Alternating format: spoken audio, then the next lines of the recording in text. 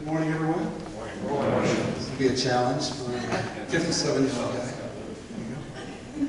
Woo! It's the little things. All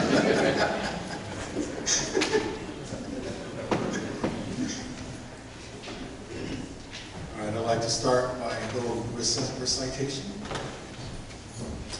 The years rolled slowly past, and I found myself alone, surrounded by strangers I thought were my friends. I found myself further and further from my home. And I guess I lost my way. There were oh so many roads. I was living to run and running to live, never worrying about paying or even how much I owed.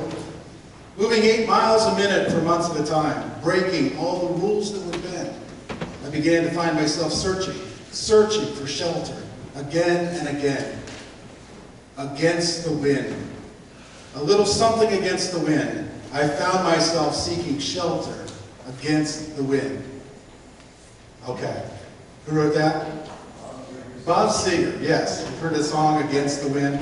I will not sing it for you. Just deep breath.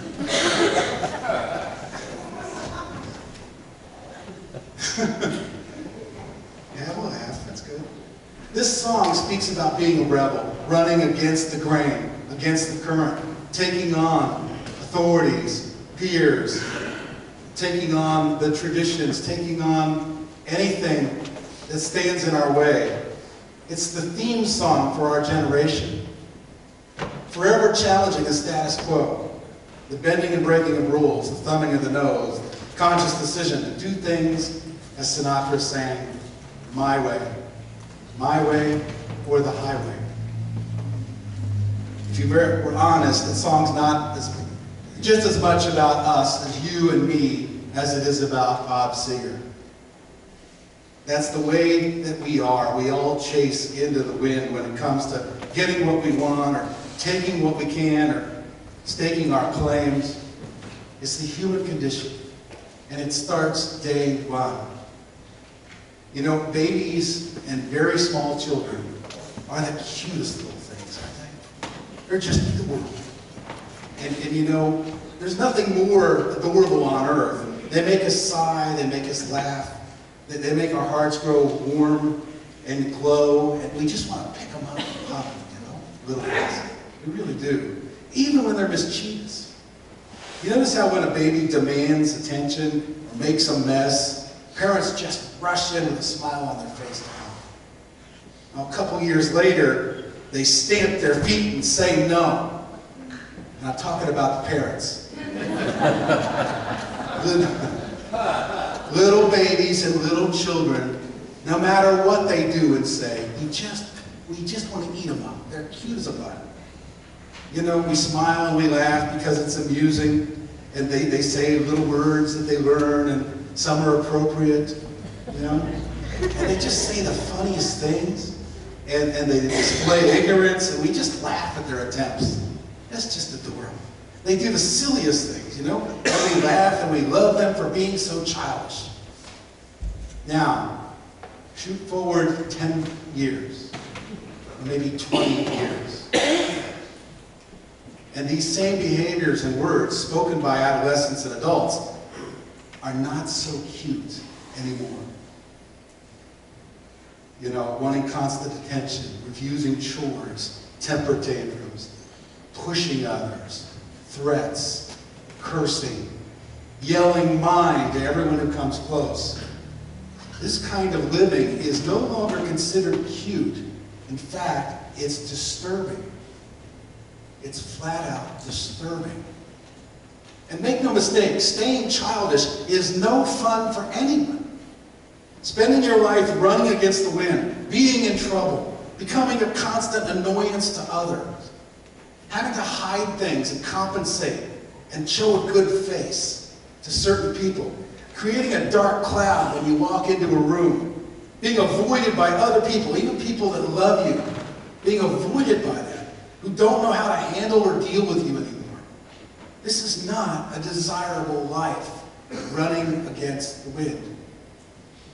No one likes being labeled, here comes trouble. Lately here, we've been talking about stress. There's nothing more stressful than living a life that doesn't learn from your mistakes, but instead keeps repeating them, sometimes proudly. A life that demands its own way, that stays stuck in the wind and in the mud. A life of someone who refuses to grow up. I loved Peter Pan when I was a little kid. To be honest with you, I hated him. I shouldn't say that. My daughter really loves Peter Pan. I'm not a fan of the Peter Pan anthology. Okay? Just not a fan of that. Never wanting to grow up. Little boy who flies and never wants to grow up. I've seen too many people live this way. It's not so cute. You know, the life of someone who refuses to go up is a life filled with conflict and bad consequences and frustration. It's only by growing up, by maturing, it's a process that we learn to delay our gratification, we learn patience, we learn to be content when things don't go our way. And to be honest, how often do they, when you think about it? You know, it's the ability to empathize and to get along with other people. It's only that process of maturity that makes our lives find satisfaction and usefulness anyway. And this process of being corrected, of maturity, of being refined, all of this is no picnic. Growing and maturing involves facing and rising above opposition, obstacles, setbacks, criticism, insults. We have to be toughened up. Well, guess what? Our choice will be to forever stay babies who are surrounded and coddled and get what they want. You know, it involves rejection, this process. It builds up our strength. It transforms us. It gives us character that's deeper than just surface level. As we go through life, we must submit to this process. We must rely on two of the best friends you'll ever have: discipline and correction, so that you can in turn internalize and correct and discipline yourself. The fruit of the Spirit is to be disciplined, self-discipline. But that only comes when we learn this from God and others. You know, just think about this. Feet need correction. Toenails on feet need correction. Spines need correction and adjustment. Teeth need correction. Hair needs correction. Sometimes replacement. Cars and boats. Imagine driving a car or a boat without making constant corrections. Or airplane. Imagine flying an airplane and making no corrections. Well, that would be disastrous. Computers, smartphones, GPS devices, all of them need constant adjustments, corrections, and updates. Rockets and space capsules, they must constantly receive correction from the ground. If not, they crash and burn. Not necessarily in that order. So if all these things need adjustment and correction and outside input, why in the world would we think that we can just set our course and need no correction? Without guidance from others, correction, accountability, without discipline, without correction, we are in trouble. All of us. You know, our closest friends are often correction and discipline. We must be open to adjustments. We have to have a change of direction at times. Sometimes we have to be stopped in our tracks. And we're not going to do it. Sometimes we need a U-turn. We're not going to do it. You know, if we want to walk the path of peace, we have to seek correction and discipline. The Bible says in the book of Isaiah that we all are like sheep.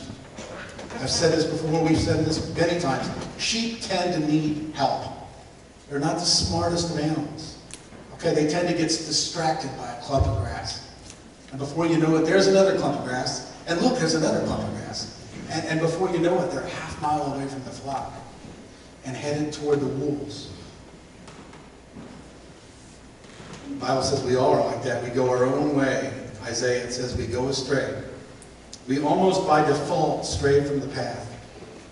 Is it any surprise that in Psalm 23, God is described as our shepherd?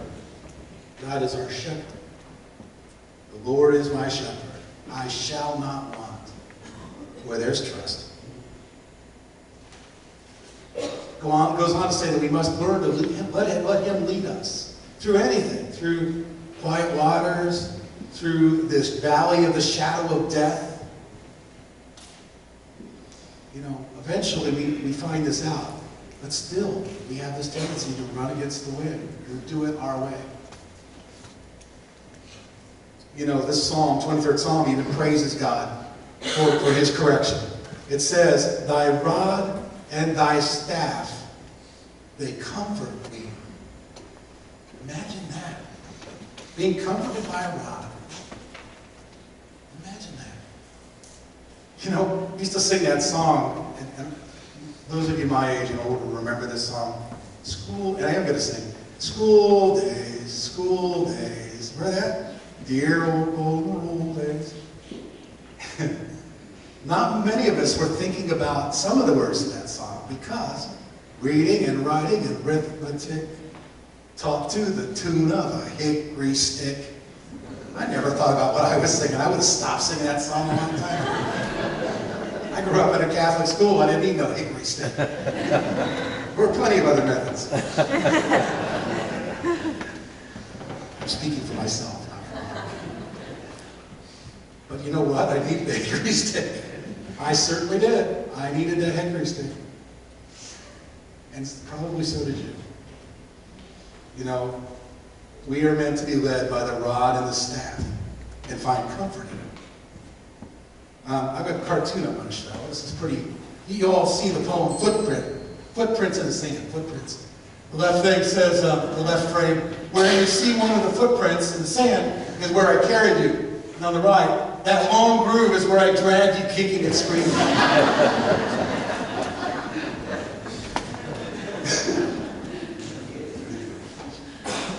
Well, I left a lot of deep grooves in my life. And a lot of heel marks. And I even broke free several times, what I thought was free. And thank God he chased me down. Because it wasn't freedom at all. And so we often resist God's leadership. We don't really want the rod and the staff. We want maybe some of the staff, and I'll talk about that in a little bit. We certainly want the benefits and the glow of being in God's family. But we may not want the rod and the staff. We choose stress over confess. We choose messed up over rest up. We choose let me over set free. Since we are stubborn sheep, we need a shepherd. We have to have a shepherd. And in order to understand how God's rule over us is good, and the use of the rod and the staff can comfort you, you have to realize that God is a good shepherd. He is the good shepherd. You know, there's some bad shepherds out there. The Bible talks about some very bad shepherds, dressed in wolves' clothing. But God is the good shepherd. He knows how to use that rod and that staff gently and wisely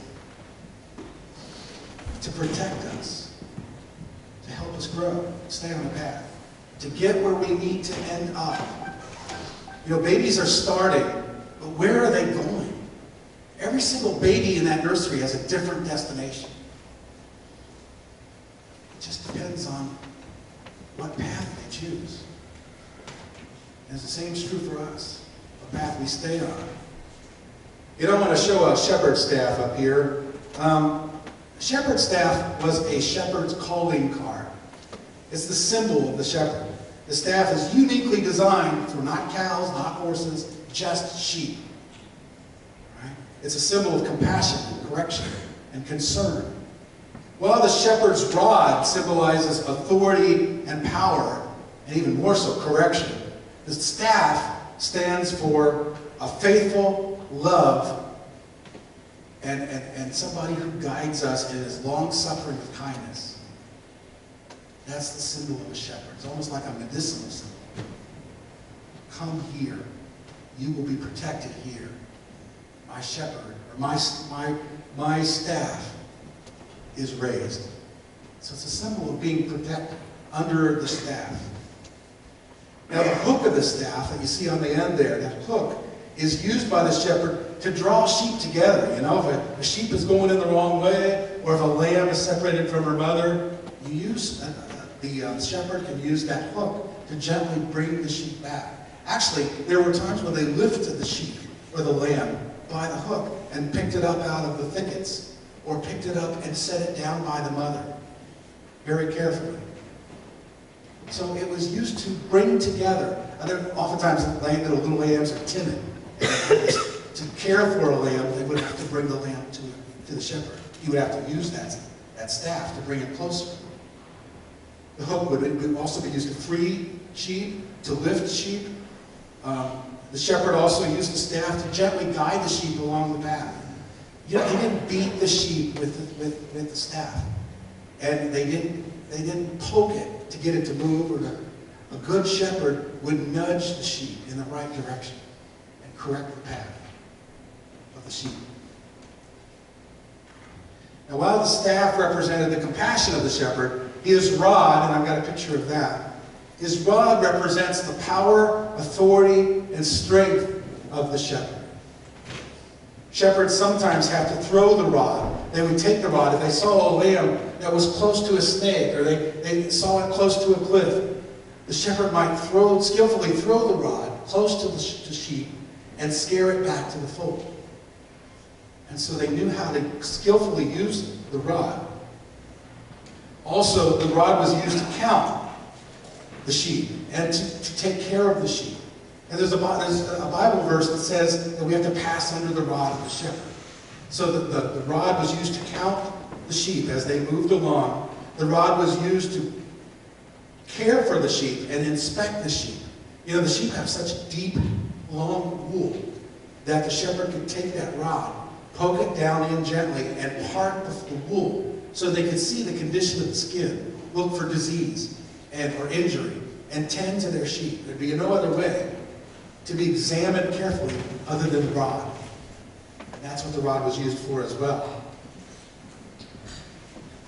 The shepherd would use his rod to scare away things, like if they were walking along bushes or weeds or whatever, the shepherd would hit the bushes to drive away any other creatures like snakes or whatever, to clear the path, to make the path more clear.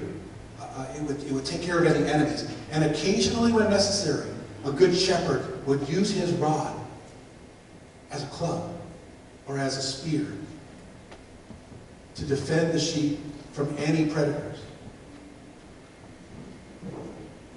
So a rod is an ever-ready tool in the shepherd's hands to save the day for the sheep.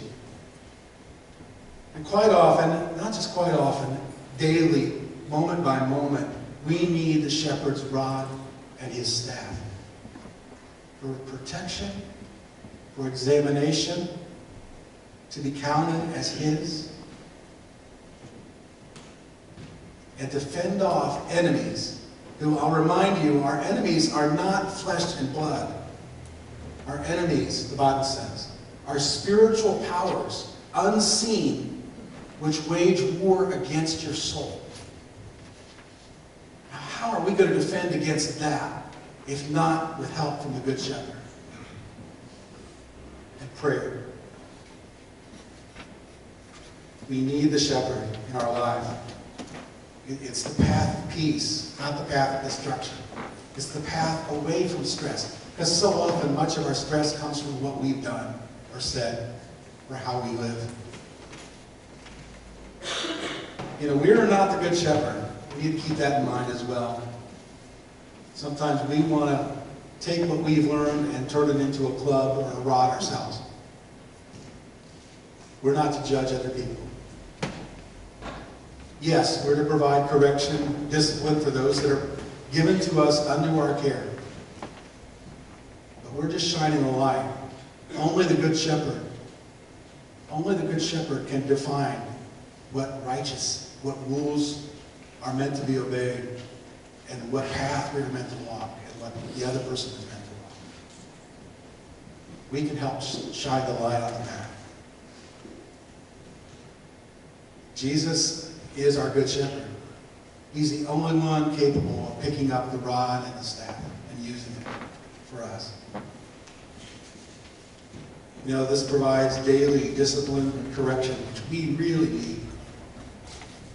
You know, it's heartbreaking to watch someone go through life blind, oblivious to the consequences of what they're doing, to the style that they're using, to the words, to the way that they treat others. You know someone like this. And at one time or another, maybe sometime down the road, in a certain situation, this is you. We have to keep seeking the discipline and correction that our good shepherd has to offer us. You know, next week we're going to talk about the battles when we're fighting stress, the battles that we have to fight and win in our lives. We have all kinds of battles every day, every week that we have to go through.